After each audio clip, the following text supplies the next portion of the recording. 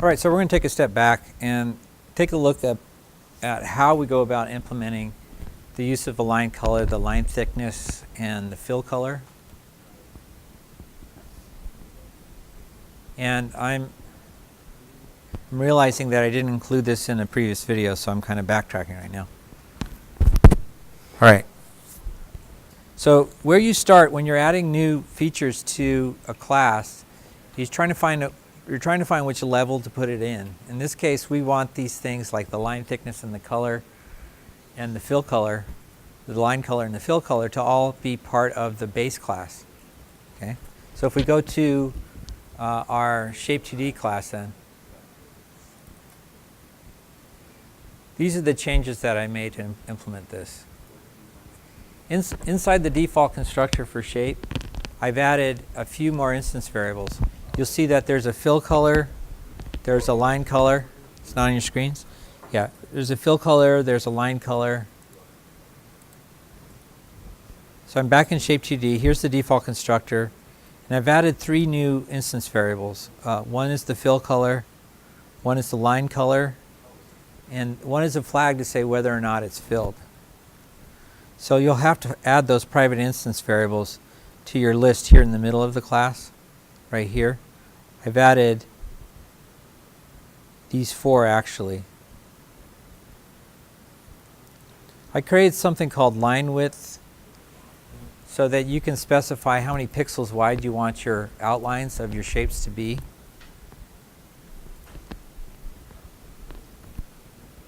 So if you could add these 4 instance variables to your Shape2D class,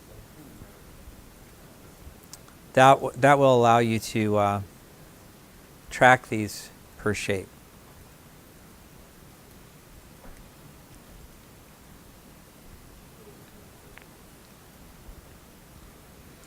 So that's the first step.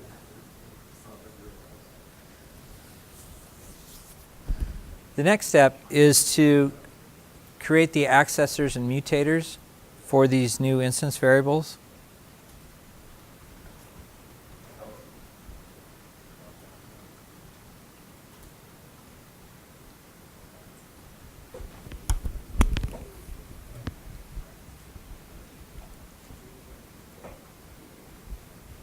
If you haven't seen float before, float, what that means is it's a single precision floating point number. It's not as precise as perhaps a double, which is a double precision floating point number. Some languages they call it single. In Java they call it float. The reason I do that is because the basic stroke brush width kind of thing is a float, not a double. So I store it as a float so we don't have to do any conversions.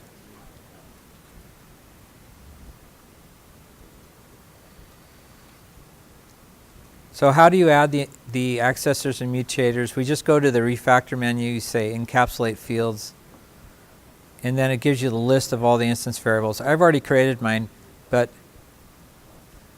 here is where you would check all of these so that you get those, you get the accessors and mutators for each one. Yeah. Yeah. Yeah, it's supposed to be with all the other instance variables. So we have our constructors here first, then our abstract draw method, and then I put all the instance variables there. When you say encapsulate fields, it usually puts them after the field. So if we look further down, those are all our normal ones, and then it adds the line color, set filled, is filled, creates all those. So that's the whole class. But again, use the IDE to generate those accessors and mutators for you. One thing I'm realizing when I'm looking at this is I didn't set a default line width right here. I guess I did. Here we say 0. That's odd. I guess that makes sense. But here, I think we want the default to be 1. 1 makes more sense. 0 means it doesn't have a line, so you're not going to see anything. So maybe I change the line width to 1. Now when you write a floating point number in the code, you have to put the little letter F after it. And that's kind of new. since this is a float, not a double, you need to differentiate it from a double. And the way you do that is you put the little letter F after the number. F meaning float.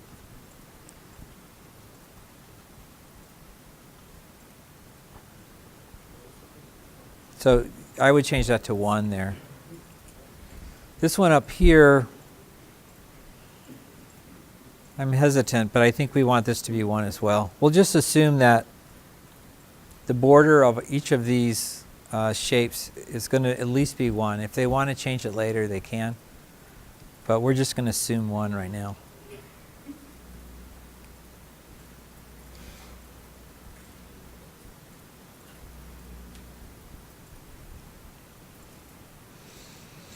So that's the first change to shape 2D. Now, if we go into our rectangle class then,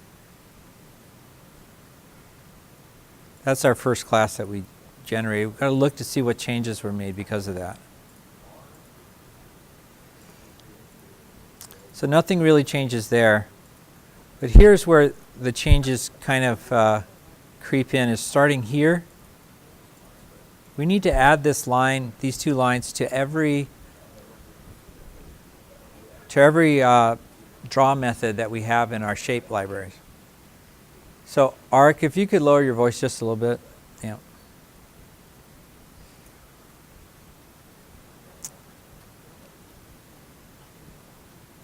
So this line will be there, and what a stroke is how big is the pen that you're drawing with it? Is it a thick marker, or is it just a skinny little pencil line?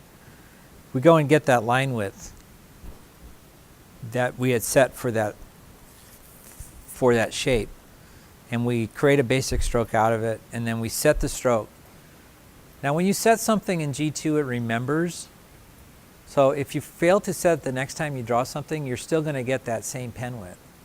So you got to make sure that you set the basic stroke at the top of every single draw method that you create. If you don't do that, it's just going to use the pen width that was last used, which will be kind of confusing.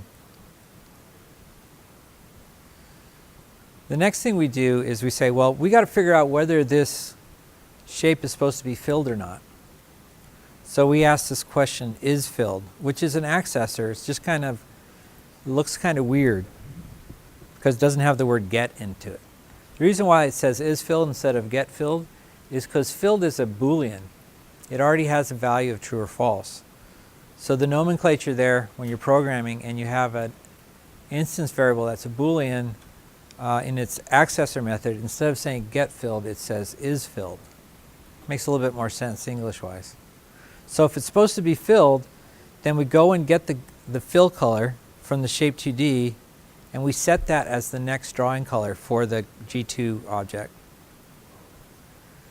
And then we call the fill method for that shape. And again, this structure will be the same in all of your shapes draw methods. This will need to be added to all of them so that they can be filled with a color. You get the fill color, and then you fill it. Now, regardless of whether it's filled or not, it still has an outline. So you go and get that line color for the outline from the shape 2D class, and then you draw it again, but this time you're just drawing the outline. You're not filling it. So instead of saying g2.fill, you're saying g2.draw. I do the outline last because I want it to kind of be drawn on top of the fill color, because the fill color is going to fill it up all the way to the edge. And then you draw the line, and that'll probably cover up the last few pixels on all the sides. Yeah? Oh, nothing at all. Just leave it, because it hasn't really changed. This part here, the interface hasn't changed. So we're just adding some more stuff inside it.